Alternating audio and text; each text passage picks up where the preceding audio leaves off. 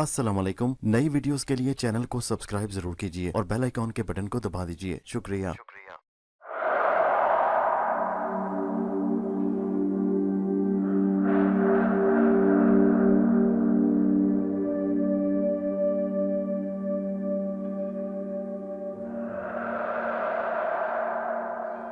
पेशे खिदमत है कहानी अंबर नागमारिया की 5वीं किस्त, रूहों का शहर का पहला हिस्सा। अंबर वीरान सहरा में अकेला सफर कर रहा था। नैनवा से चले उसे 2 दिन हो गए थे।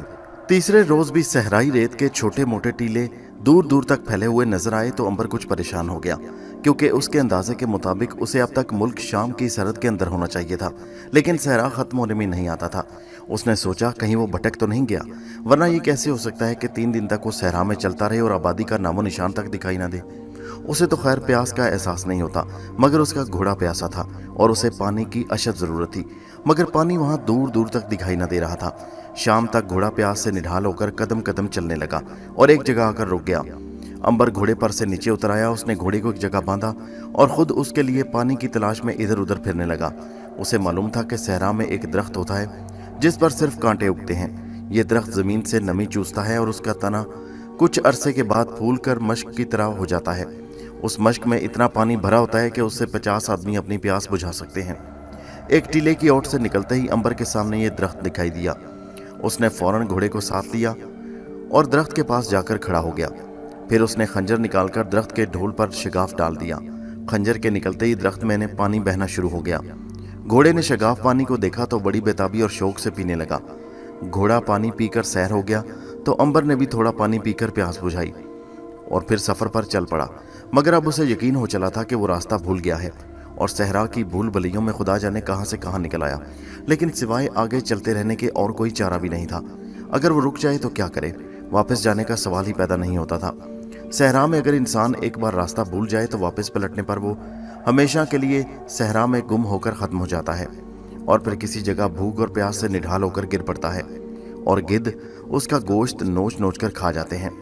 इसके बावजूद अंबर को इस बात की तशवीश थी कि वो सीधा रास्ता तलाश करे और अपनी मंजिल पर पहुंच जाए, मगर उसकी मंजिल कहाँ थी। वो घोड़े पर सवार आगे चला जा रहा था। चलते चलते उसे शाम हो गई। वो चलता रहा, फिर शाम के साए गहरे होने लगे और सितारे निकल आए। सितारों के हिसाब से उसने अंदाजा लगाया कि वो मशरिक की तरफ चला जा रहा है और शाम की सरहद से काफी दूर हट गया है। वो परेशान हो गया। मशरिक में वो किधर जा रहा था उसे कोई खबर न थी। ऐसा लगता कोई खुफिया ताकत उसे पीछे लिए चली जा रही है। वो रुकने की कोशिश करता तो उसका दिल रुकने को ना चाहता। वो आधी रात तक चलता रहा। घोड़ा भूख से निडाल होने लगा। उसने सुबह से कुछ नहीं खाया था। सहरा में घास का एक तिनका भी कहीं दिखाई नहीं देता था। उसने मजबूर होकर बल्तीस की बहन और तलाला की रूह को आवाज दी, मगर किसी ने कोई जवाब न दिया। यूं महसूस होता जैसे वो एक ऐसी मौत की वादी में दाखिल हो चुका है जहां जिंदा रूहों का अमल दखल बिल्कुल नहीं। उसने बुजुर्ग दरवेश अनातुल की रूह को पुकारा। उसकी मुकद्दस रूह ने भी कोई जवाब न दिया। अब तो अंबर बड़ा घबरा गया। खुदा जाने वो किस बला में गिरफ्तार हो गया। कहीं वो मौत के सफर पर तो नहीं चला जा रहा। एक पल के लिए तो उसे इत्मीनान हो गया कि वो मौत की तरफ जा रहा है और अब इस हमेशा की जिंदगी से तंग आ गया था और मर जाना चाहता था। वो जमीन पर 2000 साल से जिंदा था और अब खुदा जाने उसे कितने हजार साल जिंदा रहना था। इंसान 100 साल की जिंदगी से तंग आ जाते हैं। उसने 2000 बरस में लाखों किस्म की तकलीफें और मुसीबतें बर्दाश्त की थी। उसे कई बार हलाक करने की कोशिश की गई। कई बार उसके सीने में खंजर घोंपा गया। उसकी गर्दन पर तलवार का वार किया गया। उसके ऊपर हाथी फेरा गया। उसके दिल पर तीरों की बारिश की गई। उसे दहकती आग में डाला गया और उसे समंदर में फेंका गया, मगर वो हर बार जिंदा रहा। हर किस्म की अजियत बर्दाश्त करके भी जिंदा रहा। ये अजियत उसने बार बार बर्दाश्त की। उसने सोचा कि अगर वो वाकई मौत की वादी में दाखिल हो चुका है तो उसे रब अजीम का शुक्र अदा करना चाहिए कि आखिर उसने अंबर की दुआ सुन ली और उसे मौत जैसी नेमत अता की जो आम लोगों के लिए मुसीबत और उसके लिए एक रहमत बन गई। मगर उसे अपने ऊपर मौत की कमजोरी या नकाहत भी महसूस नहीं हो रही थी। उस पर नज़ा का आलम भी तारी नहीं था। उसकी आंख ठीक थी, हाथ पांव दुरुस्त थे। वो ठीक देखता और सुनता। वो जरा सी भी थकावट महसूस नहीं कर रहा था। इसका मतलब ये था कि वो मर नहीं रहा, वो जिंदा है और जिंदा रहेगा। फिर वो आखिर किस मंजिल की तरफ जा रहा है। आधी रात के बाद उसने घोड़े को खुला छोड़ दिया और खुद ठंडी रेत पर बैठ गया। थोड़ी देर बाद ठंडी हवा चली तो उसे नींद आने लगी और वो ऊँघने लगा। अचानक उसे यूं लगा जैसे कोई नरम नरम शय उसकी पिंडली के ऊपर से सिरकती हुई गुजर रही है। उसने हाथ परे अटाकर देखा तो वो रेत का एक इंतहाई जहरीला सांप था। अंबर ने यूं ही उससे खेलने के लिए उसकी तरफ हाथ बढ़ाया। सांप ने झिंझलाकर फनकार मारी और अंबर के हाथ पर काट दिया। सांप का जहर तो खैर अंबर के जिस्म में क्या फैलता, हाँ, अंबर के खून का जहर सांप के जिस्म में फैल गया और वो देखते ही देखते तड़पने लगा और कुछ देर बाद तड़प तड़प कर मर गया। अंबर को बड़ा अफसोस हुआ। वो वक्त गुजारने के लिए उस सांप से कुछ देर खेलना चाहता था, लेकिन बेवकूफ सांप ने उसे ख्वामखा काट खाया और मर गया। सांप के जहर से अंबर पर कुछ ज्यादा ही गनुदगी तारी होने लगी और वो सो गया। वो काफी देर सोया रहा। जब उसकी आंख खुली तो पौ फूट चुकी थी। आसमान पर सुबह का नूर फैलने लगा था। अंबर ने बेदार होते ही देखा कि उसका घोड़ा गायब है। वो उठकर खड़ा हो गया और चारों तरफ गौर से देखने लगा, मगर यूं लगता था कि उसके घोड़े को आसमान ने उठा लिया या जमीन उसे हड़प कर गई। जहां तक नजर काम करती थी, घोड़े का कहीं निशान दिखाई नहीं देता था। खुदा जाने वो कहाँ चला गया था। अभी अंबर अपने गुमशुदा घोड़े के बारे में सोच ही रहा था कि उसे कुछ इस किस्म की आवाज सुनाई दी जैसे चश्मे का पानी बह रहा हो। वो चौकन्ना हो गया। घोड़ा जरूर उसी चश्मे की आवाज सुनकर पानी पीने चला गया होगा। वो आवाज के पीछे चल पड़ा। आवाज जरा फासले पर से रेत के टीले के पीछे से आ रही थी। अंबर रेत के टीले के पास पहुंचकर मोड़ घूमा तो ये देखकर बहुत खुश हुआ कि साफ शफाफ पानी का चश्मा बह रहा है। पानी एक ऊंचे पत्थर से गिरकर नीचे टीले के दामन में चला जा रहा था। अंबर ने पानी पीकर मुंह हाथ धोया और बैठकर गौर करने लगा कि अगर उसका घोड़ा इधर भी नहीं आया तो उसे क्या कोई सहराई शेर खा गया। मगर शेर खाता तो घोड़े के हुनहुनाने की आवाज सुनाई देती, कहीं उसके खून के धब्बे ही मिलते। आखिर ऐसा कौन शेर था कि सालम के सालम घोड़े को उठाकर मीलों दूर ले गया। अंबर ने घोड़े को भुला दिया और उसके बारे में सोचना बंद कर दिया। बहरहाल घोड़ा उससे हमेशा के लिए जुदा हो गया था और अब उसे सहरा में बाकी सफ़र घोड़े के बगैर तय करना था। लेकिन वो अपने सफ़र के बारे में यकीन से नहीं कह सकता था कि वो कहाँ है और कहाँ किधर जाए। बल्कि उसने तो रब अजीम का शुक्रिया अदा किया कि कम से कम घोड़ा तो भूल भुलैयों की मुसीबत से छूट गया। वो गरीब बेचारा बेजुबान जानवर ख्वामखा उसके साथ परेशान हो रहा था। बैठे बैठे अचानक अंबर को ख्याल आया कि देखना चाहिए ये चश्मे का पानी किधर को जाता है। अब दिन निकल आया था और सहरा में सूरज की रोशनी चारों तरफ फैल चुकी थी। अंबर उठ खड़ा हुआ और चश्मे के पानी के साथ साथ आगे चलने लगा। पानी एक छोटे से नाले की शक्ल में टीले का चक्कर काटकर दूसरे टीले की तरफ बढ़ रहा था। यहाँ से एक और चक्कर काटने के बाद पानी की लकीर जरा चौड़ी हो गई और नशेब में से होकर एक पथरीले टीले के दामन में चली गई थी। अंबर ने सोचा, अब मैं तो भटक गया हूँ, क्यों ना ये मालूम किया जाए कि चश्मे का पानी बजाय रेत में जज्ब होकर खुश्क होने के आखिर जा किस तरफ रहा है। सख्त पथरीले टीले के दामन में आया तो अंबर ने देखा वहाँ एक गार सा था और पानी एक नाले की सूरत में गार के अंदर दाखिल हो रहा था। गार का मुंह काफी खुला था और अंदर जाने को बाकायदा रास्ता था। पानी उस रास्ते के साथ साथ होकर अंदर की तरफ बह रहा था। अंबर गार में दाखिल होकर आहिस्ता आहिस्ता कदम उठाता चश्मे के पानी के साथ साथ चलने लगा। गार अंदर से खुला और कुशादा होना शुरू हो गया। अंबर चूंकि एक बेखौफ शहजादा था और इस किस्म की मुहिम में सर करता आया था, इसलिए वो जरा न घबराया और आगे बढ़ता गया। वो ये मालूम करना चाहता था कि आखिर चश्मे का पानी जाता कहाँ है। गार के एक जानिब घूमा तो उसे रोशनी नजर आने लगी। गार के अंदर से कुछ दूसरे चश्मों का पानी भी मिल रहा था और नाला चौड़ा हो गया। अंबर बड़ा हैरान हुआ कि ये रोशनी पहाड़ के अंदर कहाँ से आ रही है। जूं जूं वो रोशनी के करीब हो रहा था, गार कुशादा होता जा रहा था और रोशनी फैलती जा रही थी। फिर एक जगह गार में चश्मे के नाले ने चक्कर काटा तो सामने एक कुशादा मैदान आ गया जिसके दोनों तरफ पहाड़ की ढलान थी। अंबर बड़ा तज्जुब करने लगा कि ये पहाड़ के अंदर ही अंदर मैदान कहाँ से आ गया। चश्मे का पानी एक नाले की सूरत में एक तरफ हटकर बह रहा था। किनारे किनारे हरी हरी कांटेदार घास उगी हुई थी। मैदान की बाएं जानिब पत्थरों की कुछ दीवारें खड़ी थीं। अंबर उन दीवारों की तरफ बढ़ा। ये दीवारें किसी पुराने मकान की थीं जिनकी छतें पहाड़ की छत के साथ मिल गईं। फर्श पर जगह जगह बुझी हुई लकड़ियां बिखरी पड़ी थीं। साफ मालूम हो रहा था कि यहाँ से लोग अभी अभी कहीं उठकर गए हैं, क्योंकि बाज लकड़ियां अभी सुलग रही थीं। अंबर चार दीवारी में दाखिल हुआ तो उसे वहां गोश्त की बू महसूस हुई। उसने गौर से देखा तो गार में एक घोड़े का साबित पिंजर पड़ा हुआ था। पिंजर पर अभी तक सुर्ख सुर्ख ताज़ा गोश्त चिमटा हुआ था। अरे कहीं ये घोड़ा उसका तो नहीं? मगर सवाल यह है कि उसका घोड़ा वहां कैसे आ गया? क्या उसे कोई शेर उठाकर ले आया था? अगर शेर उठाकर लाता तो रेत पर कम से कम उसके पंजों के निशान जरूर मिलने चाहिए थे। अंबर को अपने घोड़े की मौत पर बेहद सदमा हुआ। उसने दूसरी खोह में झांक कर देखा तो वो डर कर पीछे हट गया। उस खो में इंसानी हड्डियों और खोपड़ियों के अंबार लगे थे। क्या वो किसी आदमखोर कबीले की बस्ती में निकल आया था? अंबर के बदन में एक खौफ की लहर सी दौड़ गई, इसलिए कि वो पहली बार आदमखोरों की बस्ती देख रहा था। फिर उसने सोचा, हो सकता है ये खोपड़ियां ज़माना कदीम की हों और किसी बादशाह ने अपने दुश्मनों को गार में हिला करके दफन कर दिया हो। मगर सवाल ये था कि फिर घोड़े की लाश का पिंजर वहाँ किस लिए पड़ा था? वो भी सोच ही रहा था कि उसे कुछ आवाज़ें सुनाई दी। ये आवाज़ें दूर से आ रही थी और आहिस्ता आहिस्ता करीब आती जा रही थी। अंबर वहाँ से जल्दी हटकर गार में एक खुफिया जगह छुप गया। ये ऐसी जगह थी जहाँ उसे कोई देख नहीं सकता था, मगर वो सबको देख सकता था। आदमियों की आवाज़ें मैदान की दूसरी जानिब से उसकी तरफ बढ़ रही थीं। फिर ये आवाज़ें करीब आते आते बहुत नज़दीक से सुनाई देने लगीं और अब अंबर ने देखा कि 15-20 आदमियों का एक गिरोह किसी कैदी को जंजीरों में जकड़े धकेलता हुआ लिए चला आ रहा था। ये सारे के सारे लोग वहशी आदमखोर मालूम होते थे। उन्होंने तन ढांपने को सिर्फ एक घास की झालर कमर के गिर्द बांध रखी थी। उनके हाथों में नेज़े थे। जिस कैदी को वो गिरफ्तार करके ला रहे थे उसने भी कमर के गिर्द घास फूस की झालर सी लटका रखी थी। कैदी के चेहरे पर खौफो हिरास छाया था। वहशी उसे धक्के मार मार कर आगे धकेल रहे थे और वो बेचारा बार बार खौफ और दहशत से पत्थरों पर गिर गिर पड़ता था। पत्थरों की चार दीवारी के सामने लाकर वहशियों ने कैदी को ज़मीन पर लिटाकर पत्थरों के साथ बांध दिया और ख़ुद उसके इर्द गिर्द रक्स करने लगे। अंबर पत्थरों में छुपा हैरत से ये सब कुछ देख रहा था। कुछ वहशियों ने 2 पत्थरों को आपस में रगड़कर आग जलाई और लकड़ियां सुलगा दी। 2 वहशी गार में जाकर खुश्क लकड़ियां ले आए और आग के ऊपर रख दी। कैदी बेचारे का बुरा हाल हो रहा था। मालूम होता था कि उसको अपने अंजाम की खबर हो गई। उसे मालूम हो गया था कि वहशी आदमखोर उसके साथ क्या सलूक करने वाले थे। चुनाचे वो रो रहा था और बार बार वहशियों से रहम की भीख मांग रहा था, लेकिन वहशी कहके लगाते हुए उसे नेज़े के कचोके लगा रहे थे। जब आग खूब रोशन हो गई तो वहशी आदमखोरों का सरदार अपनी जगह से उठा और अपने दोनों हाथ ऊपर उठा लिए। देवताओं के नाम पर खामोश। रक्स रुक गया। सारे वहशी एकदम खामोश हो गए।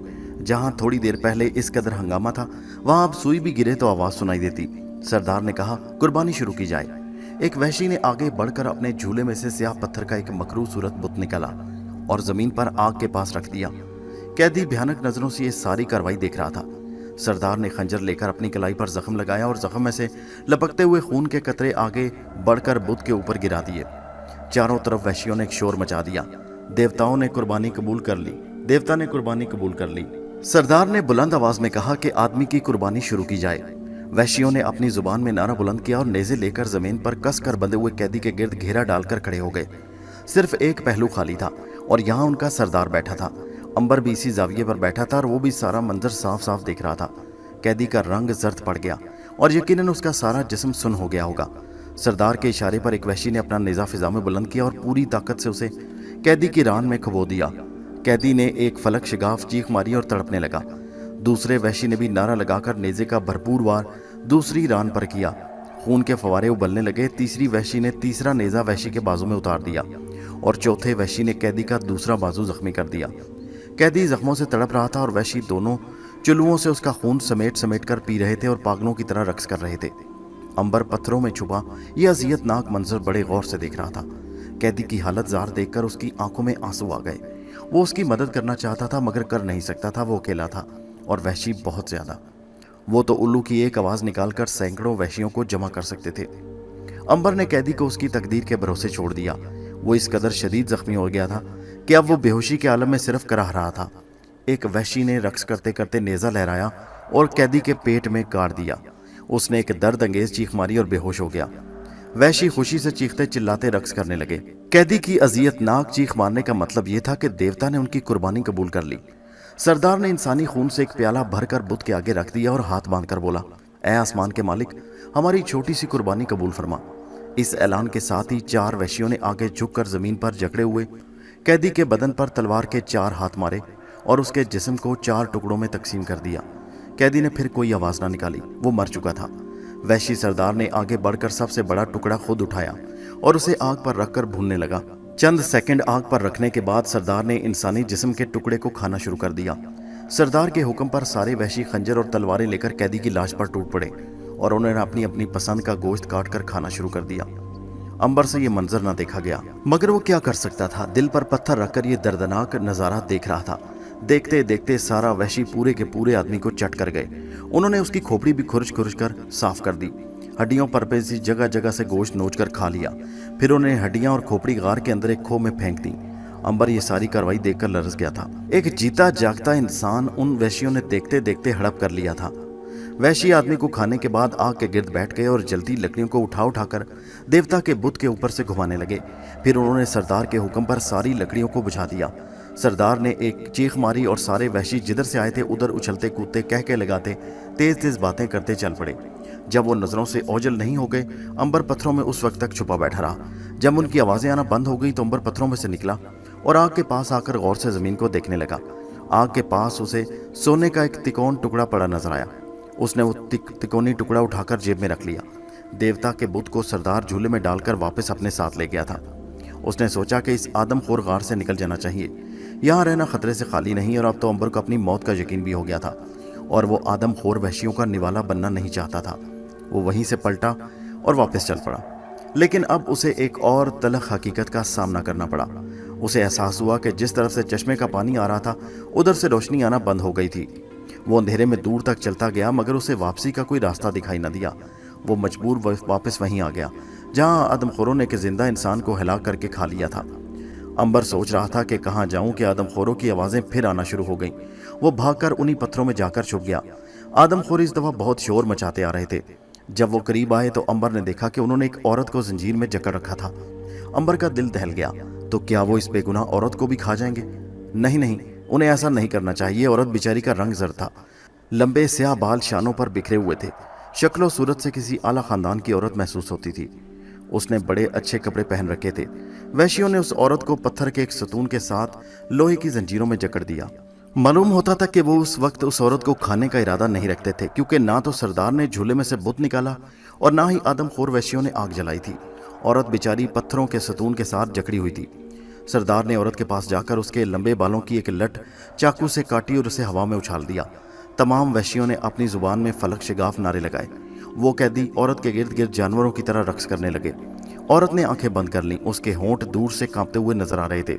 जब वहशी रक्स करते करते थक गए तो सरदार ने एक चीख मारी और सादे आदमखोर खामोश होकर खड़े हो गए। वो कुछ कहने ही वाला था कि अंबर का हाथ फिसल गया और एक पत्थर अपनी जगह से टूटकर नीचे जा गिरा। गार की खामोशी में पत्थर के फर्श पर गिरने से एक छनाका पैदा हुआ। सरदार और वहशियों ने चौंक कर उस तरफ देखा जिधर अंबर छुपा हुआ था। वहशी भागकर वहां पहुंचे। उन्होंने एक नौजवान इंसान को पत्थरों के पीछे छुपा हुआ देखा तो फलक शिगाफ चीख मारकर कहा, पकड़ लो पकड़ लो पकड़ लो। सरदार नेजा लहराता हुआ वहां पहुंच गया और उसने नौजवान अंबर को उसी वक्त गिरफ्तार कर लिया।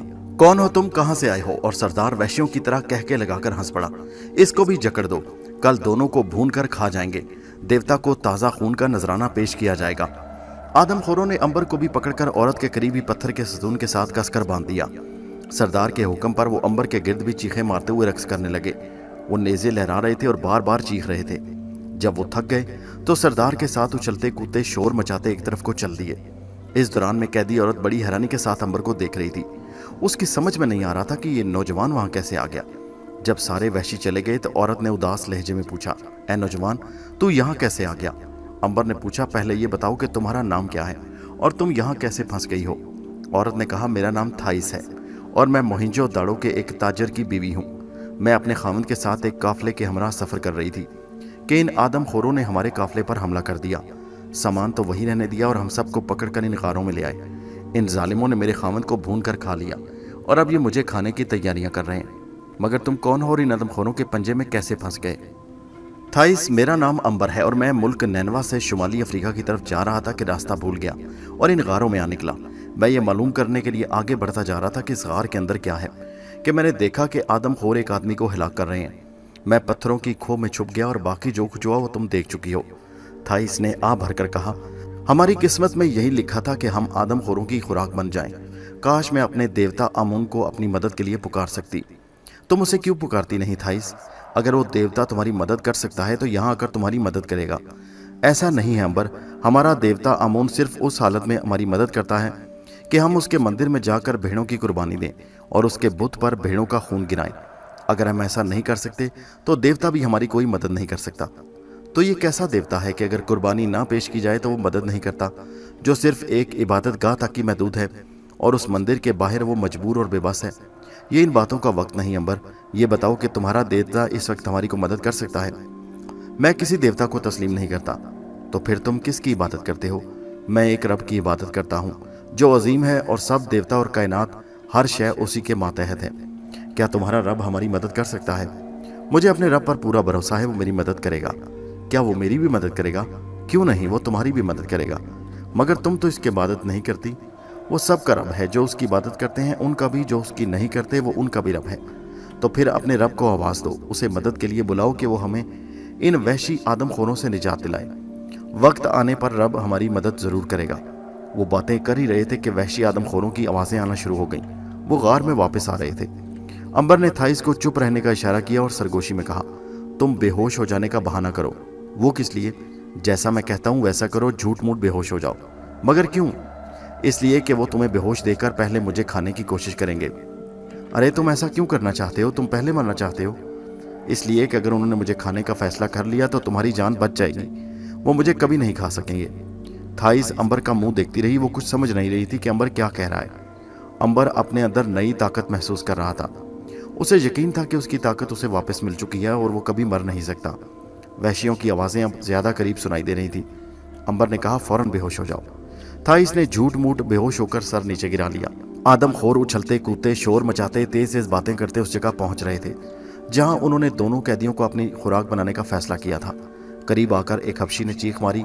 सरदार ने आगे बढ़कर देखा कि औरत बेहोश हो चुकी थी। सरदार ने उंगली से अंबर की तरफ इशारा किया और कहा, पहले इसे भूनकर खाया जाए। अंबर यही चाहता था। वहशियों ने पत्थरों को आपस में रगड़कर आग जलाई। थोड़ी देर में आग खूब भड़क उठी। आग के गिर्द वहशियों ने रक्स करना और ऊंची आवाज में मंत्र पढ़ने शुरू कर दिए।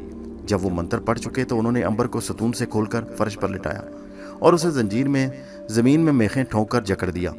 अंबर ने किसी किस्म की भी मज़ाहमत ना की। थाइस चोरी चोरी आंख से ये सारा होलनाक मंजर देख रही थी। वो समझ नहीं सकी कि आखिर ने अंबर ने सबसे पहले वहशियों की खुराक बनना क्यों पसंद किया। ये बात अभी तक उसकी समझ में ना आ सकती थी। लेकिन बहुत जल्द उसने एक ऐसा मंजर देखा जिसे उसे देखकर उसकी आंखों पर यकीन ना आया। सरदार ने हाथ से इशारा किया, ए मुकद्दस देवता, हम तेरे नाम पर यह कुर्बानी पेश करते हैं, हमारी कुर्बानी कबूल फरमा, हमारी कुर्बानी कबूल फरमा। सरदार ने बुत को सजदा किया। सरदार के साथ ही सारे वहशी आदमखोर सजदे में गिर पड़े और बुत की इबादत करने लगे। सरदार ने सजदे से उठकर एक चीख मारी। सारे आदमखोर सजदों से उठकर ज़मीन पर लेटते हुए अंबर के इर्द गिर्द घेरा डालकर खड़े हो गए। थाइस को अंबर ज़मीन पर लेटा हुआ साफ नजर आ रहा था। सरदार ने अपना नेज़ा फिजा में बुलंद किया, एक चीख मारी और अपनी पूरी ताकत से नेज़ा अंबर की रान पर मार दिया। थाइस ने आंखें बंद कर ली। वो एक बेगुनाह नौजवान का खून बहते हुए नहीं देख सकती थी। मगर वहां कुछ और ही वाकया आया जिसने सारे वहशियों को परेशान कर दिया। सरदार ने जो ही पूरी ताकत से नेज़ा अंबर की रान पर मारा, नेज़ा टूटकर दोहरा हो गया। सरदार बड़ा हैरान हुआ। उसने चीख मारकर दूसरा नेज़ा लिया और फिर पूरी ताकत से नेज़ा हवा में बुलंद करके अंबर की दूसरी रान पर मारा। एक बार फिर नेज़ा अंबर की रान के साथ लगते ही टूटकर दो टुकड़े हो गया। सरदार परेशान हो गया। उसे यूं महसूस हुआ जैसे वो किसी सख्त पत्थर पर नेज़े मार रहा है। उसने पागल होकर एक बार फिर नेज़ा लेकर अंबर के पेट पर हमला किया, मगर नेज़ा फिर टूटकर दो टुकड़े हो गया। सरदार को बेहद गुस्सा आया। उसने कहा, कैदी के सारे जिस्म पर नेज़ों की बारिश कर दो, कैदी के सारे जिस्म पर नेज़ों की बारिश कर दो। इस हुक्म के मिलते ही वहशियों ने नेज़ों से अंबर पर हमला कर दिया। वो उछल उछल कर अंबर के जिस्म पर नेज़े मारते, मगर देखते ही देखते सारे नेज़े टूट कर परे जा गिरे। आदमखोर वहशी दम बखुद होने लगे। सरदार ने चीख कर कहा, कैदी को आग में फेंक दो। वहशियों ने जंजीरों में जकड़े अंबर को उठाया और दहकती आग में फेंक दिया। आग के शोले बुलंद हुए और अंबर आग के शोलों में गुम हो गया। वहशी आग के गिर्द नाचने लगे और थोड़ी देर बाद वो रक्स करते हुए रुके और सरदार के इशारे पर उन्होंने लकड़ी से आग इधर उधर हटानी शुरू की। उनको यकीन था कि अंबर उस वक्त तक जल भुनकर कबाब बन चुका होगा, मगर सारे वहशियों की चीखें निकल गईं जब उन्होंने देखा कि अंबर उसी तरह जंजीरों में जकड़ा आग के अंगारों में बड़े सुकून के साथ लेटा था। सरदार दहशत ज़दा हो गया। अंबर के जिस्म पर जलने का कोई मामूली सा निशान भी नहीं था। उसने जंजीर को हाथ लगाया। जंजीर का लोहा भी ठंडा था। आग ने अंबर पर ज़रा असर नहीं किया था। सरदार लरज़ उठा। उसे यूं लगा जैसे वो एक देवता के सामने खड़ा है। वो फौरन घुटनों पर गिरा और सजदा रेज हो गया। उसको सजदे में गिरता देखकर सारे वहशी आदमखोर सजदे में गिर पड़े और मंत्र पढ़ने लगे। ये वाकया जितना वहशियों के लिए अजीबो गरीब था, उतना ही थाइस के लिए भी हैरत अंगेज था। वो कभी ये तसव्वुर नहीं कर सकती थी कि एक आम इंसान आग में गिराया जाए वो दहकती आग में पड़ा रहे और फिर उसमें से जिंदा सलामत बच जाए और आग उसके जिस्म पर कोई असर न करे, यहाँ तक कि उसका बाल भी न जले। सरदार के हुक्म पर वहशी आदमखोरों ने उसी वक्त अंबर की जंजीरें खोल दी। अंबर उठकर बैठ गया और आग में से बाहर निकल आया। सरदार ने सर झुकाकर कहा, ऐ मुकद्दस देवता, हमने तुम्हारे साथ ज्यादती की, हमारे गुनाहों को माफ़ कर दे और हम पर अपना अजाब नाजिल ना कर। अंबर ने सोचा कि अब यहाँ चालाकी से काम लेना चाहिए। उसने गुस्से में कहा, कमबख्तो, आदमखोरो, मैं तुम्हारी एक एक हरकत को खामोशी से देख रहा था। तुमने लोगों को बहुत परेशान किया, मैं तुम्हें कभी माफ़ नहीं करूँगा, मैं तुम सबको इसी आग में भस्म कर दूंगा। सरदार और वहशी आदमखोर गिड़गिड़ाने लगे, रहम करो देवता, हम पर रहम करो, सबसे पहले तुम इस औरत को आज़ाद करो। सरदार ने लपक कर थाइस की जंजीर खोल दी। वो आज़ाद होकर अंबर के पास खड़ी हो गई। अंबर, हमारे साथ बड़ा जुल्म हुआ। उस स्याफाम आदमी ने मेरे खामन को सबसे पहले आग में धक्का दिया था। अंबर ने कहा, सरदार, अगर तुम अपने कबीले को मेरे इंतकाम से बचाना चाहते हो तो फौरन इस कातिल स्याफाम वहशी को हलाक करके आग में डाल दो। जो हुक्म मुकद्दस देवता। स्याफाम वहशी चीखने लगा, मगर सरदार ने बड़े आराम से उसकी गर्दन पकड़कर मरोड़ी और खंजर के एक ही वार से उसे हलाक कर दिया और फिर उसे आग में डाल दिया।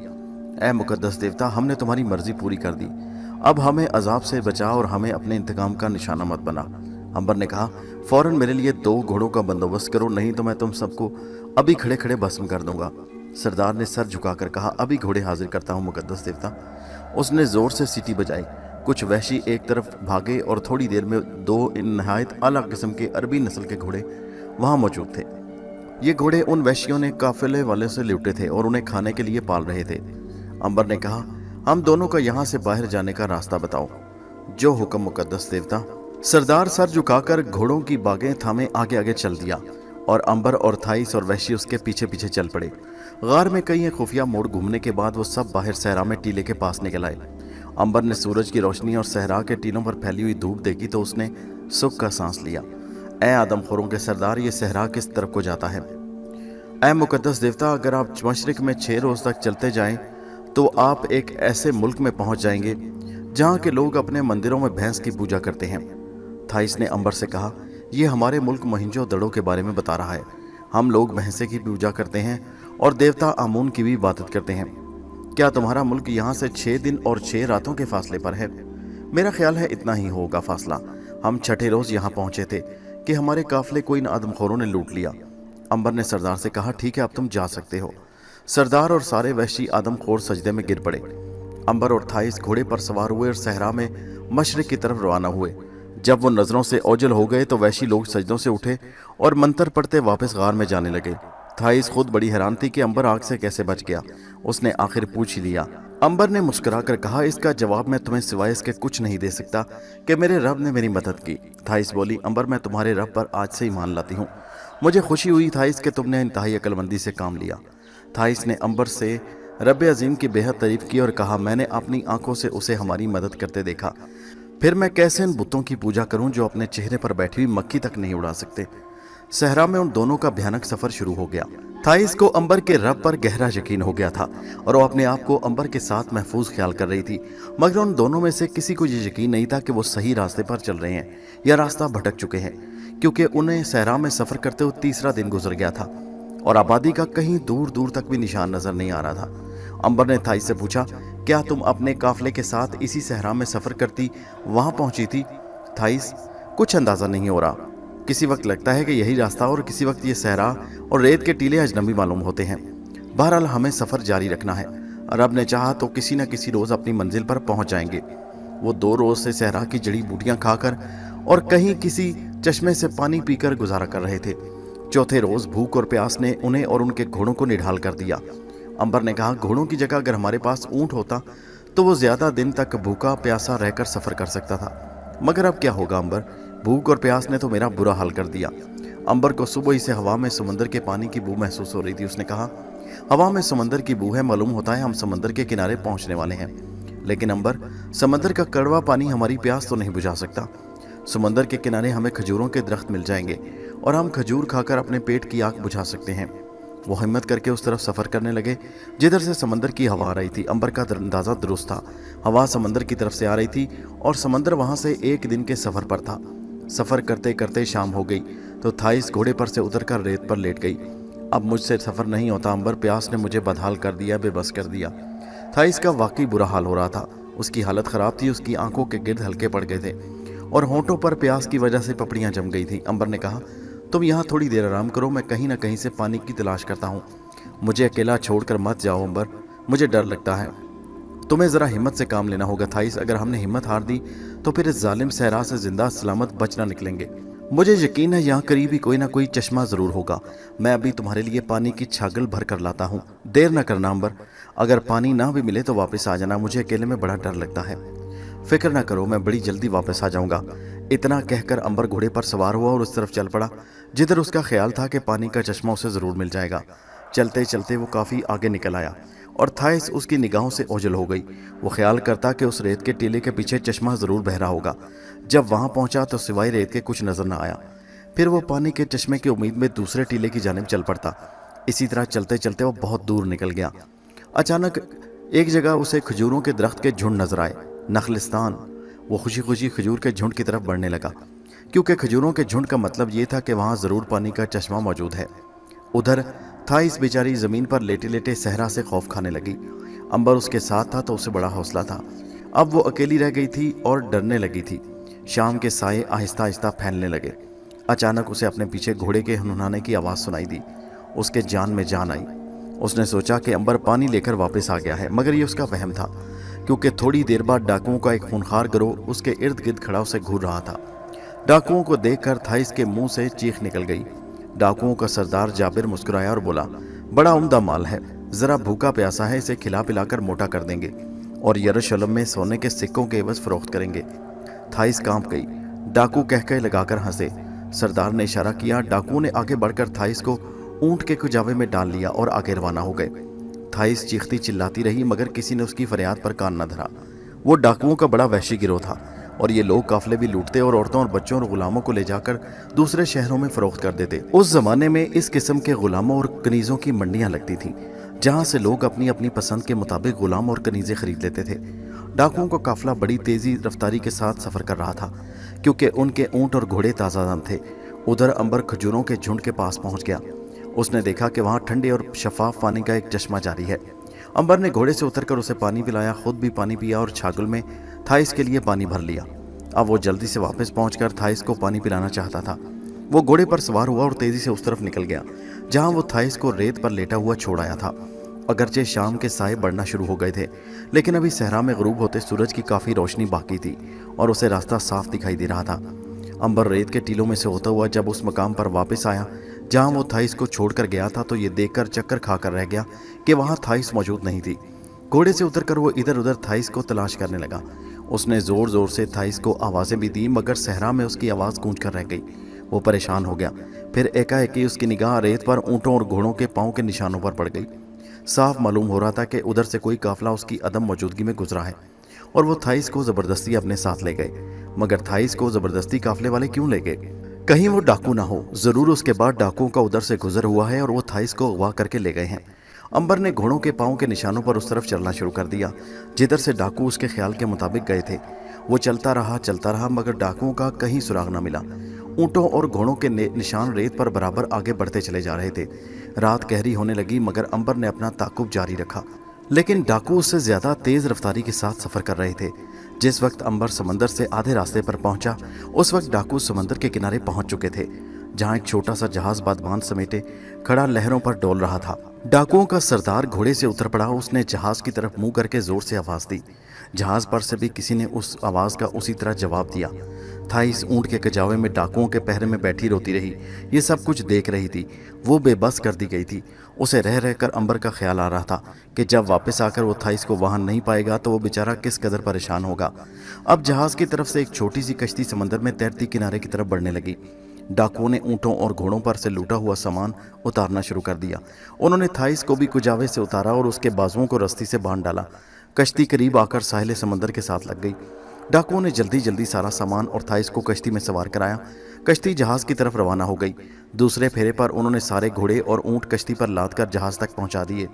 तीसरी बार सरदार खुद अपने साथियों के साथ कश्ती में सवार हुआ और जहाज़ पर आ गया। ये बहरी जहाज़ भी डाकुओं के साथी का था, जो इस जहाज़ का मालिक भी था और कप्तान भी। अरशे पर उसने डाकुओं के सरदार को गले लगाया और थाइस के बारे में पूछा कि ये औरत कहाँ से पकड़ी। सरदार ने कहा, ये एक मोरनी है जिसे मैंने सहरा से पकड़ा है। इसे सार्डिनिया के बाजार में फरोख्त करके सोने की अशरफियाँ हासिल करूंगा। बहुत खूब, आओ दोस्त और कुछ खा पी लो, तुम बहुत सफ़र करते करते थक गए हो। ज़रूर ज़रूर, कप्तान ने हुक्म दिया, बादबान खोल दो। उसी वक्त मल्लाहों ने जहाज़ के बादबान खोल दिए। बादबानों में हवा भरते ही जहाज़ ने मशरिक के सिमत समंदर में साहिल के साथ साथ सफ़र करना शुरू कर दिया। थाइस को जिस कोठड़ी में कैद रखा गया था वो बड़ी छोटी सी थी और उसके अंदर से गंदे प्याज़ों की बदबू आ रही थी। थाइस बेहद गमज़दा और परेशान बैठी थी और सोच रही थी कि वो आदमखोर वैश्यों के चुंगल से बची तो इन डाकुओं के हत्थे चढ़ गई जो इसे सार्डिनिया या यरूशलेम में जाकर फरोख्त कर देंगे। उसे अपनी किस्मत पर रोना आ रहा था। अंबर सारी रात थाइस के पीछे पीछे चलता रहा। घोड़ों के सुमों के निशान रेत पर चलते चलते उसे साहिल समुंदर पर ले आए। उसने देखा कि समंदर के किनारे एक जगह पहुंचकर ये निशान रुक गए। वो समझ गया कि डाकू लोग यहाँ से किसी जहाज या कश्ती में सवार होकर चले गए होंगे। अब उसका ताकुब करना बेकार था, इसलिए कि अंबर अपने घोड़े को समंदर में नहीं डाल सकता था। उसने कुछ देर बैठकर वहाँ आराम किया, थाइस के मुस्तकबिल के बारे में गौर किया और फिर घोड़े पर सवार होकर समंदर के साथ साथ मशरिक की जानिब चल पड़ा। अंबर अब वापस सहरा में सफ़र नहीं करना चाहता था। वो इस ख्याल से समंदर के साथ साथ सफ़र करने लगा कि शायद कहीं से उसे कोई जहाज़ या कश्ती मिल जाए जो उसे लेकर मोहिंजोदड़ो या सिंध मुल्क की तरफ ले चले। डाकुओं का जहाज़ थाइस को लेकर किसी नामालूम मंजिल की तरफ बढ़ता चला जा रहा था। अब उसने समंदर के किनारे से हटकर खुले समंदर में सफ़र करना शुरू कर दिया। थाइस ने गोल गोल खिड़की में से बाहर देखा। उसे हर तरफ पानी ही पानी नजर आ रहा था। जहाज़ सारा दिन और सारी रात सफ़र करता रहा। अगले रोज़ उसे गुलाम ने खाना लाकर दिया। खाना बड़ा उम्दा था। उसमें जैतून के तेल में भुना हुआ मुर्ग था और साथ जौ की रोटी और अंजीरें भी थी। थाइस समझ गई कि उसकी खातिर मदारत सिर्फ इसलिए की जा रही है ताकि उसकी सेहत अच्छी हो जाए, ताकि मंडी में उसकी कीमत ज़्यादा पड़े। उसे अपने ऊपर तरस आ रहा था क्योंकि वो एक भेड़ बकरी थी जिसे मंडी में बेचने के लिए पाला जा रहा था। अंबर को सफ़र करते हुए चौथा रोज़ होने को आया तो उसे समंदर के किनारे ज़रा हटकर एक पहाड़ दिखाई दिया। वो पहाड़ की तरफ बढ़ने लगा। जूं जूं वो पहाड़ के करीब हो रहा था उसे खजूरों के झुंड और मकानों की लाल दीवारें भी दिखाई देने लगी। दोपहर के बाद वो उस पहाड़ के दामन में पहुंच गया। यहाँ एक छोटा सा गांव था, मगर अंबर ये देखकर हैरान हुआ कि वहाँ कोई भी इंसान नहीं था। कच्ची गलियों के मकान सुनसान खड़े थे। उनके दरवाजे खुले थे मगर वहाँ कोई नहीं था। शहर के मकान, गलियाँ और दुकानें उजाड़ पड़ी थीं। दुकानों के अंदर सामान लगा था मगर खरीदार कोई न था और ना कोई दुकानदार। मकानों पर भी भूतों का बसेरा था। उस जगह बाजार में चारों का ढेर पड़ा हुआ था। अंबर ने घोड़े को उस चारे के पास खुला छोड़ दिया और खुद वीरान आबादी की सैर करने लगा और सोचने लगा कि इस शहर के लोगों को ज़मीन खा गई या आसमान निकल गया। चलते चलते वो एक मकान के दरवाजे पर आकर रुक गया। यहाँ एक बूढ़ा आदमी पत्थर के चबूतरे पर दीवार से टेक लगाए बैठा था। अंबर जल्दी से उसके करीब गया और उससे पूछा कि इस शहर के लोग कहाँ चले गए। बूढ़े की आंखें बंद थीं। अंबर ने उसे ज़रा हिलाया तो वो एकदम ज़मीन पर गिर पड़ा। अंबर ने उसके दिल पर हाथ रखकर देखा, वो मर चुका था। अंबर घबराकर वहाँ से दूसरी जगह चला गया। वो बाजारों और सुनसान गलियों में से गुजर रहा था कि अचानक उसकी नज़र एक औरत पर पड़ी जिसने रकासाओं का सा लिबास पहन रखा था और उसके पाँव में घुंघरू छन छन कर रहे थे। अंबर बुद्ध बना उसकी तरफ देखता रहा। रकासा ने भी उसे देख लिया। वो ज़रा सा मुस्कुराई और गली में मुड़ गई। अंबर भी उसी गली में आ गया। रकासा गली के सिरे पर खड़ी इशारों से अंबर को अपनी तरफ बुला रही थी। अंबर उसके पीछे पीछे चल पड़ा। उसे मालूम था कि ये औरत ज़रूर कोई चुड़ैल या जिनभूत है, मगर वो उस उजड़े हुए वीरान शहर का राज मालूम करना चाहता था। रकासा छन छन करती अंबर से काफ़ी फासले पर चली जा रही थी। वो हर मोड़ मुड़ने से पहले अंबर को पलट कर देखती और अपने पीछे चले आने का इशारा करके आगे चल देती।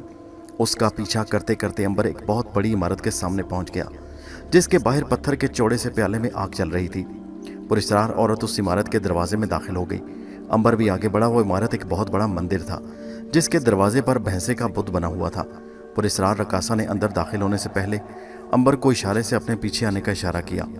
अंबर बिला खौफो खतर मंदिर के दरवाजे में से दाखिल होकर अंदर चला गया। ये एक इबादतगाह थी जिसके दालान में जगह जगह पत्थर के बुत बने हुए थे। ये सारे के सारे बुत जानवरों के थे जिनमें भैंसे का बुत सबसे बड़ा था। अंबर समझ गया कि यहाँ जो कौम आबाद थी वो भैंसे की परस्तिश करती थी। उसे थाइस का ख्याल आ गया जिसने कहा था कि मोहिंजोदड़ो में उसके माँ बाप भी भैंसे की पूजा किया करते थे। तो क्या वो मोहिंजोदड़ो पहुँच गया था? मगर ऐसा क्यों कर हो सकता था जबकि मोहिंजोदड़ो वहाँ से समंदर के सफ़र पर था और वहाँ पहुँचने के लिए समंदर में से गुजरना पड़ता था। ये एक राज था जिसे अंबर हल करने के लिए रकासा के पीछे पीछे मंदिर के एक ऐसे कमरे में आ गया जहाँ चबूतरे पर आग जल रही थी। वो एक सतून के साथ लगकर खड़ा हो गया और देखने लगा कि रकासा कहाँ चली गई। वो उसे कहीं भी नजर नहीं आ रही थी। वो कहाँ चली गई, कहाँ गायब हो गई। इतने में उसे घुंघरुओं के छन छन की आवाज़ सुनाई दी। उसने देखा कि वही रकासा चबूतरे पर नमूदार हुई और उसने आग के इर्द गिर्द रक्स करना शुरू कर दिया। ये रक्स ऐसा था जैसे कोई आसमान से परी उतरकर रक्स कर रही हो। रक्स के साथ साथ वो आग की पूजा भी कर रही थी। अंबर सतून के साथ लगा खामोशी से उस औरत को रक्स करते हुए देख रहा था। अंबर को महसूस हुआ कि वो औरत नाच नहीं रही बल्कि आग की पूजा कर रही है। वो बार बार आग के सामने झुकती और फिर दोनों हाथ फैलाकर पीछे हट जाती। थोड़ी देर पीछे हटकर वो फिर आगे आती और आग के आगे झुक जाती। जब वो आग की पूजा से फारिग हो चुकी तो कदम कदम चलती अंबर के पास आकर रुक गई। उसके माथे से पानी के पसीने के मोती झिलमिला रहे थे। उसने बालों में सफ़ेद फूल लगा रखे थे। उसके बाजू और कलाई में सोने के कड़े थे और गले में एक चांदी का तावीज़ था जिस पर परिस्तारों का तिलिस्म बना हुआ था। अंबर उसे गौर से देख रहा था और सोच रहा था कि ये औरत कौन है। क्या इस इबादतगाह के पुजारी है या कोई चुड़ैल है। उस औरत ने कहा, तुम्हारा नाम अंबर है और तुम फिरौन के बेटे हो। तुम 2000 सालों से जिंदा हो और तुम उस वक्त तक जिंदा रहोगे जब तक ये ज़मीन फना नहीं हो जाती। एकदम औरत के मुंह से ये लफ्ज़ सुनकर अंबर बौखला गया। उसके वहमो गुमान में भी नहीं था कि जिस राज को उसने हर एक से छुपा छुपा कर रखा है उसे ये अजनबी औरत एक ही सांस में फाश कर देगी। तुम कौन हो देवी? मेरा नाम अंबरीना है। मैं देवता आमून की देवदासी हूँ। क्या तुम अंबर नहीं हो? हाँ, मेरा नाम अंबर है और बाकी तुमने मेरे बारे में जो कुछ कहा वो ठीक है, मगर तुम्हें मेरा राज कैसे मालूम हुआ अंबरीना? मैं देवता आमून की देवदासी हूँ। मुझे इस ज़मीन के सारे राज मालूम है। अच्छा ये बताओ कि वो थाइस कहाँ है, वो औरत जो मेरे साथ सफ़र कर रही थी? क्या तुम उसके बारे में बता सकती हो? देवदासी अम्बरीना ने एक पल के लिए आंखें बंद की और फिर मुस्कुराकर बोली, वो औरत इस वक्त समंदर में मुल्क हल्ब की तरफ सफ़र कर रही है। उसे डाकू उठाकर ले गए हैं। क्या वो जिंदा है और ठीक ठाक है? हाँ, वो जिंदा है, मगर वो गमज़दा है क्योंकि उसने सुन लिया है कि डाकू हल्ब या यरूशलेम या सरडीनिया जाकर उसे मंडी में भेड़ बकरियों की तरह किसी के हाथ बेच डालेंगे। अमरीना, क्या तुम उसे डाकुओं के पंजे से बचा सकती हो? वो भी औरत देवता आमून की पूजा करती थी और बड़ी मुसीबत ज़दा है। नहीं अंबर, ये मेरी ताकत से बाहर है। मैं तुम्हें ये तो बता सकती हूँ कि वो इस वक्त कहाँ है और क्या कर रही है, मगर ये नहीं कर सकती कि उसे उठाकर तुम्हारे पास ले आऊँ या उसे डाकुओं से बचा लूँ। ये मेरी ताकत से बाहर है। अंबर ने पूछा, ये बताओ इस शहर के लोग कहाँ चले गए हैं? ये शहर वीरान क्यों है? इस शहर को देवता आमून की बददुआ लगी है। इस शहर के लोग गुनाहगार हो गए थे। वो बेईमान थे, झूठ बोलते थे, चोरी करते थे और एक दूसरे को कत्ल करते थे। वो गुनाहों की दलदल में धंस गए थे। देवताओं ने कई बार उन्हें नेकी की तरफ बुलाया और गुनाहों से तौबा करने को कहा, मगर वो ना माने। बस देवताओं ने उन्हें ज़मीन के अंदर गर्क कर दिया। उनकी मकान और दुकानें सजी की सजी रह गईं। अब वो फिर कभी इस दुनिया में वापस नहीं आएंगे। गुनाह करने वालों का ऐसा ही इबरतनाक अंजाम होता है। अमरीना, मैं इस वक्त शहर से निकलकर मोहिंजो-दड़ो जाना चाहता हूँ। क्या तुम मेरी मदद कर सकती हो? मैं उस मुल्क का रास्ता भूल गया हूँ। तुम अगर घोड़े पर सफ़र करोगे तो उस मुल्क में 1 महीने के बाद पहुँच सकोगे। फिर भी तुम्हें 1 महीने का सफ़र समंदर में करना पड़ेगा। मैं तुम्हें हवा में उड़ाकर नहीं पहुंचा सकती, लेकिन इतना ज़रूर कर सकती हूँ कि तुम्हारी रहनुमाई कर दूँ और तुम्हें उस शहर का रास्ता बता दूँ जहाँ से तुम एक बादबानी जहाज़ में बैठकर मुल्क सिंध फिर मोहिंजो-दड़ो पहुँच सकते हो। मैं उसके लिए भी तुम्हारा बेहद शुक्रगुजार रहूँगा अमरीना। मैं तुम्हारी मदद करूँगा और तुम्हें सहरा में सीधा रास्ता दिखाऊँगा, वरना अगर तुम सारी ज़िंदगी भी चलते रहो तो मोहिंजो-दड़ो कभी नहीं पहुँच सकोगे, क्योंकि तुम अपनी गलती की वजह से सहरा में गोल दायरे की सूरत में सफ़र कर रहे हो। मैं भी हैरान था कि मेरा सफ़र ख़त्म क्यों नहीं हो रहा। तुम्हारा सफ़र कभी ख़त्म नहीं हो सकता था। आओ मेरे साथ। देवदासी अमरीना अंबर को साथ लेकर मंदिर से बाहर आ गई। शहर की सुनसान गलियों में से गुजरते हुए अंबर ने अपना घोड़ा भी साथ लिया। अमरीना ने एक टीले के ऊपर खड़े होकर उसे बताया कि समंदर के साथ साथ मशरिक की तरफ सफ़र करते रहो। 2 दिन के बाद तुम्हें समंदर में एक दरिया गिरता हुआ मिलेगा। अब तुम समंदर को छोड़कर दरिया के साथ साथ ऊपर को सफ़र करना शुरू कर देना। 1 रात और 1 दिन गुजरने के बाद तुम अज़दमीर के शहर में पहुंच जाओगे, जहां से मुल्क रोम और मुल्क सिंध और मोहिंजो-दड़ो के लिए हफ्ते में 1 बार जहाज़ जाता है। बस इसी बंदरगाह से जहाज़ में सवार होकर तुम मुल्क सिंध पहुंच सकते हो। अंबर घोड़े पर सवार होकर देवदासी से रुखसत हुआ और उसने समंदर के साथ साथ अपना सफ़र शुरू कर दिया। घोड़ा और वो खुद दोनों ताज़ादम थे, इसलिए शाम तक वो बहुत दूर निकल आए। अब सहरा की रेत कम होती जा रही थी और पथरीली चट्टानों का सिलसिला शुरू हो गया था। कहीं कहीं दरख्तों के झुंड और झाड़ियाँ मिल रही थी। रास्ते में उसे रात हो गई। उसने आराम के लिए एक जगह दरख्तों के नीचे घोड़े को बांधा और चादर बिछाकर सो गया। सारी रात वो सोया रहा। आंख खुली तो दिन चढ़ाया और घोड़ा घास चर रहा था। करीब ही एक छोटा सा तालाब था। उसने वहां से मुंह हाथ धोया, घोड़े को पानी पिलाया और आगे चल पड़ा। सारा दिन वो पहले रोज की तरह सफर करता रहा। रात हुई तो एक जगह आराम करने के लिए लेट गया। वो रात भी उसने सोकर बसर की। दूसरे रोज उसने एक दरिया को देखा जो समंदर में गिरता था। देवदासी ने उसकी दुरुस्त रहनुमाई की थी। वो अमरीना की हिदायत के मुताबिक दरिया के ऊपर की तरफ चलने लगा। दरिया ऊंची ऊंची घास उगी हुई थी। सारा दिन वो दरिया के किनारे सफर करता रहा। रात को एक जगह सो गया। तीसरे रोज सोकर उठा तो सफर फिर से शुरू कर दिया। अब उसे दरख्तों की कितारें नजर आना शुरू हो गईं और दूर से उसने एक छोटी सी बस्ती के आसार देखे। समंदर में कहीं कहीं कश्तियां चल रही थी और वो एक बादबानी जहाज भी खड़े थे। अंबर समझ गया कि जिस शहर के बारे में देवदासी ने बताया था वो यही शहर है। अंबर शहर में दाखिल हो गया। ये एक छोटा सा साफ सुथरा शहर था जिसके चौक में फलों के ढेर पड़े थे। लोग रंग बिरंगे कपड़े पहनकर घूम रहे थे। कुम्हार मिट्टी के बर्तन बना रहा था। सुनार जेवर तैयार कर रहा था। धोबी तालाब में कपड़े धो रहा था। कुछ औरतें बाल खोले लंबे लंबे हाथों में फल रखे इबादतगाहों की तरफ मुंह में कुछ पड़ती चली जा रही थी। अंबर बंदरगाह पर आ गया। यहाँ एक जहाज पर सामान लादा जा रहा था। उसने एक आदमी से पूछा, भाई ये यहाँ से मुल्क सिंध को जहाज कब जाएगा? यही जहाज मुल्क सिंध को जा रहा है नौजवान, मगर ये 2 रोज बाद तीसरी रात को अपना सफर शुरू करेगा। तुम्हें कहाँ जाना है? मैं भी मुल्क सिंध का मुसाफिर हूँ, मगर ये जहाज तो माल लेकर जा रहा है, इस पर मुसाफिर तो नहीं सफर करते। मुसाफिरों को ले जाने वाला जहाज कब जाएगा? वो 50 दिन के बाद यहाँ से रवाना होगा। क्या मैं किसी तरह इस जहाज पर सफर नहीं कर सकता? इसके लिए तुम्हें इस जहाज के कप्तान की इजाज़त लेनी होगी। कप्तान से मैं कहाँ मिल सकता हूँ? कप्तान बीमार है, वो किसी से नहीं मिलता। वो तुमसे भी नहीं मिल सकता। अगर वो बीमार है तो मैं उसे तंदुरुस्त कर दूंगा। मैं बीमारियों का इलाज कर लूँगा। तुम कप्तान की बीमारी का इलाज क्या करोगे? उसी तो शहर के सारे हकीम जवाब दे गए। उसे बीमारी क्या है? उसे कल से हिचकी लगी है और बंद होने का नाम नहीं ले रही। तो मुझे उसके पास ले चलो, मेरे पास उस बीमारी का इलाज है। अरे नौजवान, क्या तुम मजाक तो नहीं कर रहे? मैं ठीक कह रहा हूँ, तो आओ मेरे साथ। वो आदमी अंबर को लेकर बंदरगाह की इमारत की एक हवेली में ले गया जिसमें ड्योढ़ी में जहाज के मल्लाह रोनी सूरत बनाए बैठे थे, क्योंकि अगर कप्तान ठीक ना हुआ तो वो जहाज लेकर नहीं जा सकते थे। उनकी सारी जिंदगी समंदर पर गुजरी थी और उन्हें शहरों में रहना अजाब मालूम होता था। अंबर जिस वक्त उस कमरे में पहुंचा जहां जहाज का कप्तान पलंग पर पड़ा था तो उसने देखा कि उसके इर्द गिर्द औरतें और मर्द जमा हैं। कप्तान ऊंची आवाज़ में हिचकियां ले रहा था और उसका बहुत बुरा हाल था। हिचकी ले लेकर उस बेचारे का गला बैठ गया था और नरखरे में से बड़ी डरावनी आवाज़ें निकल रही थीं। अंबर ने अंदाज़ा लगाया कि अगर एक रात उसे और हिचकी लगी रही तो वो सुबह तक मर जाएगा। उसने औरतों और मर्दों को परे परे हटा दिया और कप्तान की नब्ज़ देखी। उसे शिद्दत से बुखार चढ़ा था। अंबर ने उस आदमी से पूछा, इन तमाम औरतों और मर्दों को यहाँ से निकाल दो। कप्तान ने भी हिचकी लेते हुए अंबर को ताज्जुब से देखा कि ये नौजवान सा लड़का बड़ा उसके लिए क्या करेगा, जबकि बूढ़े बूढ़े हकीमों ने उसे जवाब दे दिया। उस आदमी ने कप्तान के कान में कहा, यह कहता है कि मैं कप्तान का इलाज करूंगा। कप्तान बोल तो सकता नहीं था बेचारा, वो मुसलसल हिचकियां ले रहा था। उसने हाथ के इशारे से औरतों और मर्दों को कमरे से बाहर निकल जाने का हुक्म दिया। तमाम लोग अंबर को घूरते हुए बाहर निकल गए। अंबर ने आदमी से कहा, कहीं से मुझे एक खंजर ला कर दो। उस आदमी ने उसी वक्त खंजर लाकर रख दिया। अंबर ने कहा, इस कप्तान का कोई बच्चा है? हाँ, इसकी एक बच्ची है जिससे वो बहुत प्यार करता है। उस बच्ची को यहाँ ले आओ। वो आदमी बाहर गया और कप्तान की बच्ची को ले आया। अंबर ने बच्ची को ज़मीन पर लिटा दिया और उस आदमी से कहा, मैं जो कहूँ वो करते जाना और सवाल मत करना। इतना यकीन रखो कि बच्ची को कुछ नहीं होगा। अंबर ने बच्ची की मशकें कस दी। कप्तान बड़े गुस्से ये सब कुछ देख रहा था।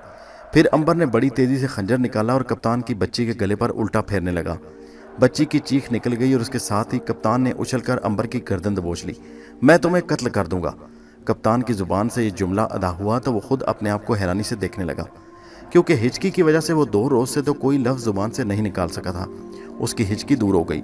अंबर ने कप्तान की बच्ची की मशकें खोल दी और कहा, मैंने बच्ची के गले पर उल्टी छुरी फेरी थी ताकि इसे कोई नुकसान ना पहुंचे, लेकिन आपको यही मालूम हुआ कि आपकी प्यारी बच्ची को ज़िबा किया जा रहा है। कप्तान ने हैरत से पूछा, मगर तुमने ऐसा क्यों किया? अंबर ने कहा, इसलिए कि यही आपकी हिचकी का इलाज था। मैं कोई सदमा एकदम आपको पहुंचाना चाहता था ताकि आपकी हिचकी एकदम टूट जाए। देख लें, आपकी हिचकी ख़त्म हो गई और अब कभी शुरू नहीं होगी। कप्तान नौजवान अंबर की अक्लमंदी और हिकमत पर बड़ा खुश हुआ। उसने कहा, तुम एक नहायत दानिशमंद और मुकम्मल हकीम हो। तुम कौन हो और इस शहर में कैसे आना हुआ? ए मोअज़्ज़ज़ कप्तान, मेरा नाम अंबर है। मैं मुल्क नैनवा से आया हूँ और मुल्क सिंध जाने का इरादा है।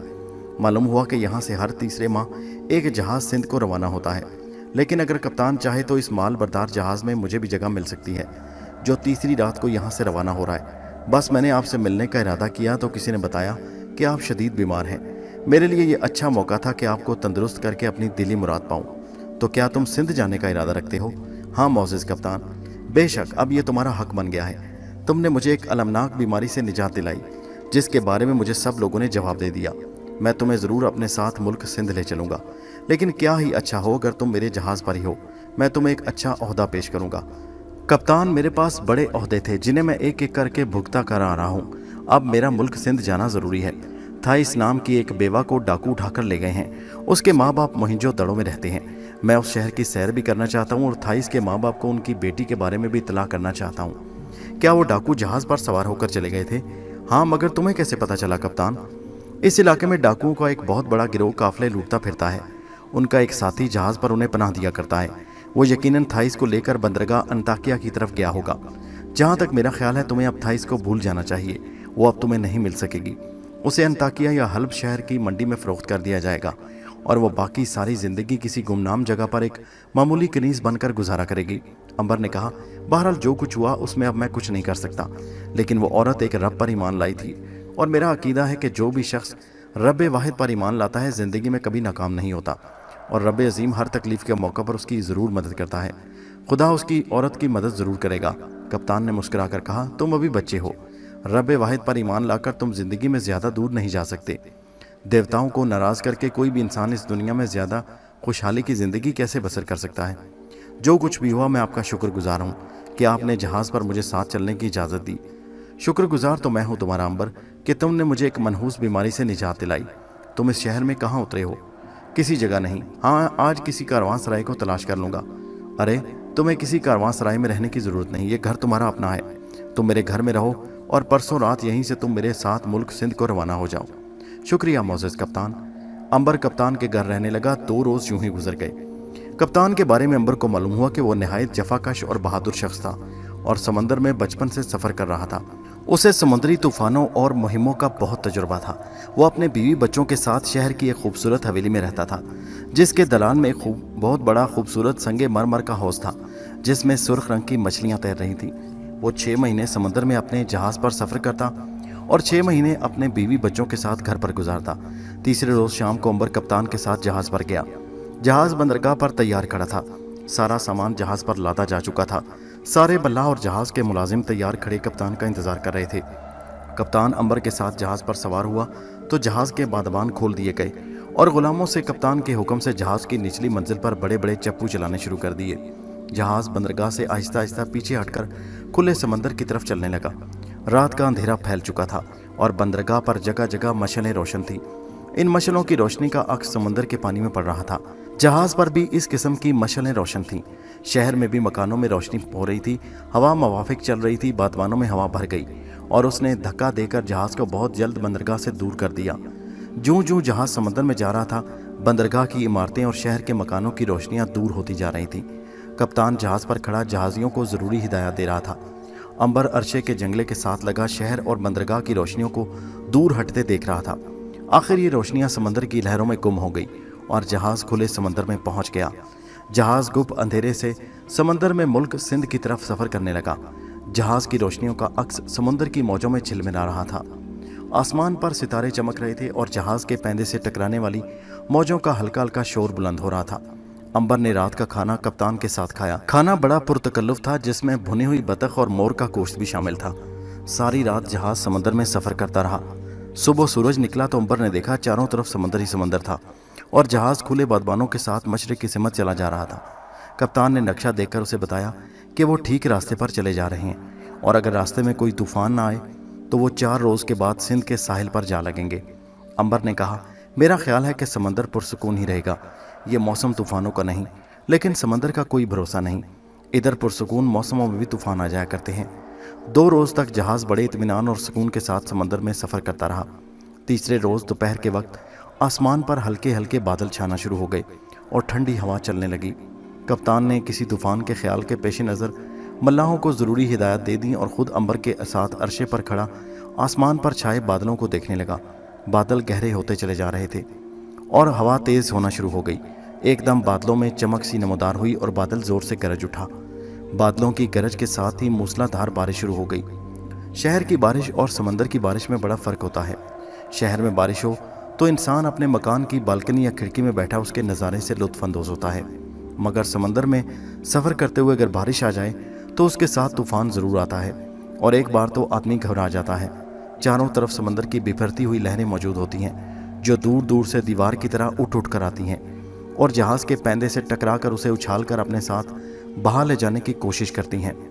جہاز طوفان، بارش اور بکھری موجوں میں کھلونے کی طرح ادھر سے ادھر ڈولنے لگتا ہے۔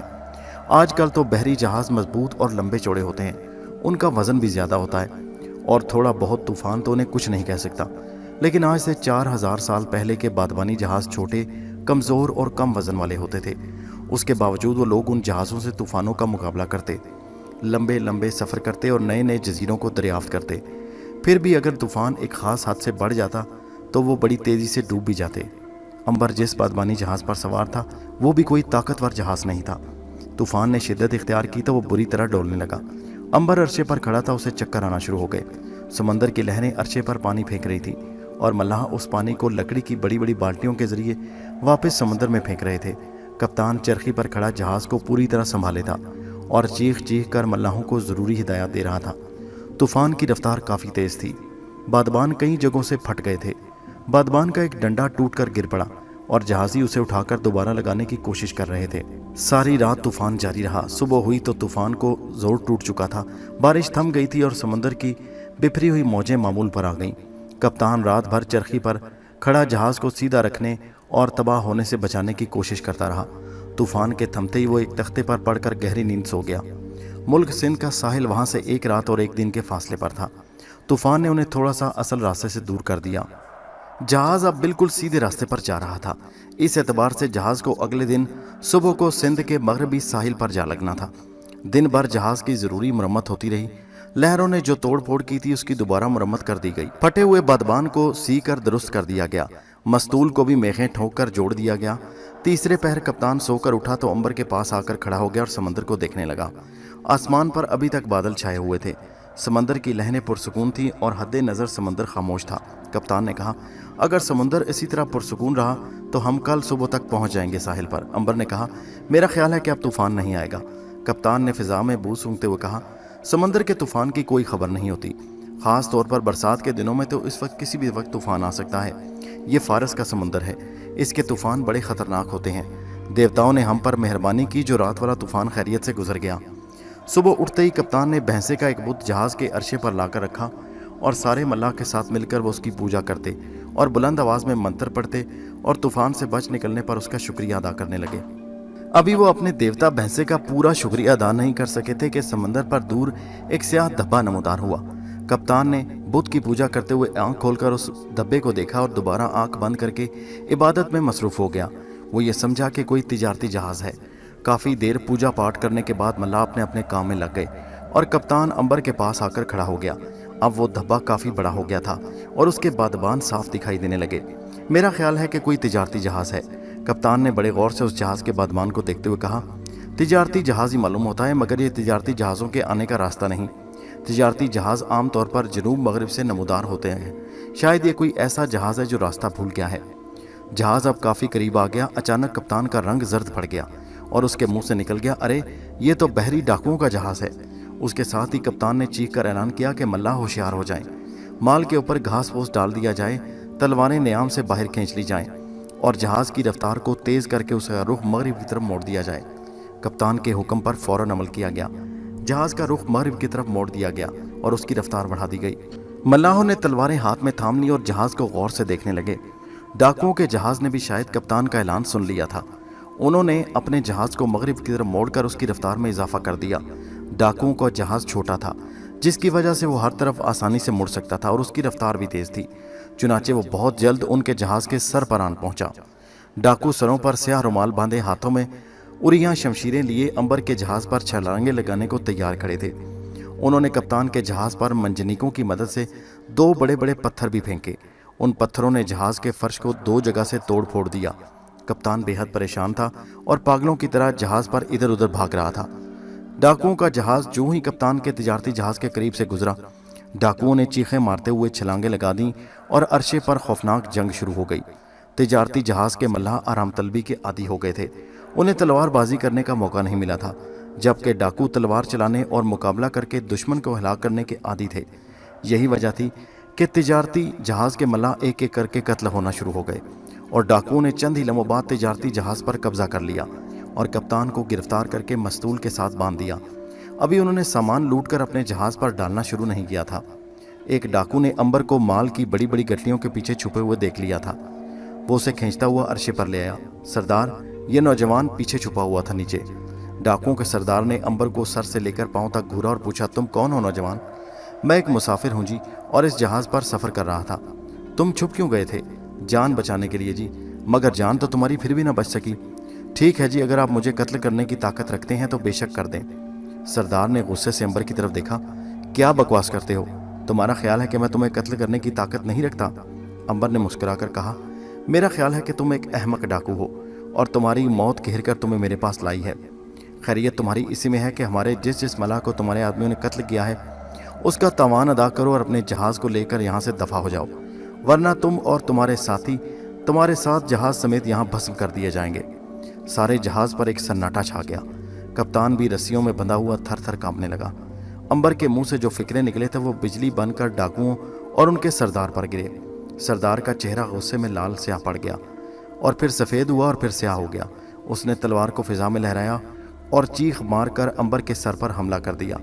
तलवार अंबर के सर पर लगी तो छन की आवाज़ आई जैसे किसी चट्टान से टकराई हो। सरदार ने दूसरी बार उससे ज़्यादा ताकत से वार किया। एक बार फिर छराके की आवाज़ आई और उसकी तलवार टूटकर दो टुकड़े हो गई। सरदार ने बजाय इस पर गौर करने के कि ऐसा क्यों हो रहा है, उसने एक और तलवार थामी और अंबर के जिस्म पर वहशियों की तरह पे दर पे हमले करने शुरू कर दिए। अंबर की जगह कोई दूसरा इंसान होता तो उसके टुकड़े उड़ जाते, उसके जिस्म का कीमा कीमा हो जाता, मगर अंबर जूं का तूं खड़ा था। उसके जिस्म पर हल्की सी भी खराश ना आई थी। आप कप्तान और डाकुओं के अलावा सरदार भी भौचक्का सा होकर रह गया कि आखिर ये कैसा इंसान है कि इस पर तलवार का ज़रा सा भी असर नहीं हो रहा। अंबर ने डाकुओं से तलवार छीन कर कहा, ऐ डाकुओं के जालिम सरदार, अब मेरी बारी है। तूने मुझ पर इतने वार किए हैं, अब मेरा एक वार बर्दाश्त करके दिखा। इतना कहकर अंबर ने रब का नाम लेकर तलवार को फिजा में उछाल दिया। तलवार फिजा में जाकर लटक गई और उसमें से आग के शोले निकलकर आसमानी बिजली की तरह डाकुओं पर पड़ने लगे। देखते ही देखते कितने ही डाकू आसमानी आग में जलकर भस्म हो गए। बाकी डाकुओं ने अपने जहाज से छलांग लगा दी। डाकुओं के सरदार ने दोनों हाथ जोड़े और दोजानू होकर अंबर के आगे झुक गया। ऐ देवता, हमें माफ़ कर दो, हमने गुनाह किया, हमसे भूल हो गई। ऐ देवता, हम पर रहम कर हमें माफ़ कर दे। कप्तान मस्तूल के साथ बंधा ये सारा माजरा ताज्जुब से देख रहा था। अंबर ने कहा, तूने हमारे जितने मल्लाह कत्ल किए हैं उसका तावान अदा कर। सरदार ने गिड़गिड़ा कर कहा, मैं हर कीमत देने पर तैयार हूँ ऐ देवता। अंबर ने इशारा किया। तलवार फिजा में से नीचे गिर पड़ी। डाकुओं का सरदार सजदे में गिर पड़ा, फिर हाथ जोड़कर बोला, हुक्म करो मुकद्दस देवता, फौरन सोने के अशरफियों की 10 बोरियां इस जहाज पर पहुंचाओ। जो हुक्म ए मुकद्दस देवता। डाकुओं के सरदार ने उसी वक्त अपने साथियों से कहा, अशरफियों के 10 तोड़े फौरन इस तजारती जहाज पर लाकर रख दिए जाएं। सरदार के हुक्म की फौरन तामील की गई और डाकू लपक कर अपने जहाज पर गए और सोने से भरी हुई अशरफियों के तोड़े लेकर कप्तान के जहाज पर लाकर अंबर के कदमों में रख दिए। अंबर ने हाथ उठाकर कहा, अब इस जहाज में दफा हो जाओ, अपने जहाज को लेकर यहाँ से भाग जाओ और खबरदार फिर किसी जहाज पर हमले की जरूरत न करना। ऐसा ही होगा, डाकुओं के सरदार ने सर झुकाकर कहा और फिर अपने जहाज पर सवार हो गए। उस जहाज के बादबान खोल दिए गए और वो मशरिक से मगरिब की तरफ रवाना हो गया। अंबर ने कप्तान को मस्तूल से खोला तो वो भी हाथ जोड़कर दोजानू हो गया। तुम देवता हो, मैं तुम्हारी पूजा करता हूँ। अंबर ने कप्तान को उठाया और कंधों पर हाथ रखकर कहा, मैं देवता नहीं हूँ कप्तान, बल्कि तुम्हारी तरह का एक इंसान हूँ। फ़र्क सिर्फ इतना है कि मुझ पर देवताओं ने कुछ वादे किए हैं जिन्हें वो पूरा कर रहे हैं। उठो और सोने के अशरफियों से भरे हुए इन तोड़ों को आपस में तकसीम कर लो। क्या ये सब हमारे हैं? कप्तान ने हैरानी से पूछा। तो और किसके हैं? अंबर ने मुस्कुराकर कहा, क्या इनमें से एक थैली तुम अपने लिए ना रखोगे? नहीं कप्तान, मुझे सोने के अशरफियों की ज़रूरत नहीं। मेरे लिए सोना एक बेकार चीज़ है, मट्टी है। मैं इसे लेकर क्या करूँगा? बेहतर है कि तुम इसको आपस में तकसीम कर लो और बाकी उन मल्लाहों के बाल बच्चों के लिए रख छोड़ो जिन्हें डाकुओं ने कत्ल कर दिया है। कप्तान ने कहा, ऐ मुकद्दस देवता अंबर, तुम वाकई एक अजीम इंसान हो। आज अगर तुम यहाँ ना होते तो डाकू हमारे जहाज़ को लूट कर आग लगा देते और हम सबको कत्ल कर देते। सारे मल्लाह कप्तान के साथ अंबर के आगे झुक गए। अंबर ने उन्हें बुलंद आवाज़ से कहा, मेरे सामने मत झुको, मैं इस काबिल नहीं, बल्कि उस अजीम हस्ती के आगे झुको जिसके आगे मैं, तुम्हारे पत्थर के बुत और इस दुनिया की हर शय झुकती है। वो कौन है मुकद्दस देवता? वो रब अजीम है, मगर उसका बुत कहाँ है? उसका कोई बुत नहीं, इसलिए कि वो बुतों से आला और अफजल है। सारे बुत उसके आगे सजदा करते हैं। उसकी कोई शक्ल नहीं, वो हर जगह मौजूद है, हर चीज़ को देखता और सुनता है, और हम लोगों के दिलों के अंदर छुपी हुई बातों को भी जानता है। उन्होंने कहा, ए मुकद्दस इंसान, हम तुम्हारे रब अजीम पर ईमान लाते हैं। अगर हमारे पत्थर के बुत कुछ कर सकते तो हमें ज़रूर इन डाकुओं से निजात दिलाते, मगर उन्होंने ऐसा ना किया। वो ऐसा ना कर सके, हालांकि हम सदियों से उनकी पूजा करते आए हैं, इसलिए कि वो ऐसा कर नहीं सकते थे। वो तो महज पत्थर का टुकड़ा है। तुम अगर उन्हें ज़मीन पर फेंको तो वो टूट फूट जाएंगे। उनको छोड़कर आज से उस एक रब की इबादत करो जो आसमानों, ज़मीनों और चांद सितारों का रब है। हम आसमान, ज़मीनों और चांद सितारों के रब पर ईमान लाते हैं। सारे मल्लाहों ने कप्तान के साथ मिलकर नारा बुलंद किया। कप्तान ने सोने की अशरफियाँ मल्लाहों में तकसीम करना शुरू कर दी। 5 बोरियों को उसने बराबर तकसीम करके उन मल्लाहों के बच्चों के लिए रख लिया जो डाकुओं के हाथों हिलाक हो गए थे। डाकुओं का जहाज़ आंखों से गायब हो चुका था। अब दूर से ज़मीन की स्याह लकीर दिखाई देने लगी। मल्लाहों ने खुशी से आलम में जहाज़ पर शोर मचा दिया कि ज़मीन नज़र आ गई। ये स्याह लकीर आहिस्ता आहिस्ता करीब होती जा रही थी और फिर दूर से दरख्तों की चोटियाँ दिखाई देने लगीं। जहाज़ मुल्क सिंध के साहिल पर पहुँच गया था। अंबर के साथ आगे क्या हालात पेश आए, ये जानने के लिए इसी सिलसिले की अगली किस्त नेक्स्ट वीडियो में मुलाहिजा कीजिए, जिसका लिंक इसी वीडियो के नीचे है। रूहों का शहर का दूसरा हिस्सा। हमारे चैनल हैदर वाइज को सब्सक्राइब ज़रूर कीजिए, साथ घंटी के बटन को दबा दीजिए और ऑल नोटिफिकेशन पर क्लिक कर दीजिए। नीचे कमेंट में अपने कीमती राय का इजहार ज़रूर कीजिए। शुक्रिया।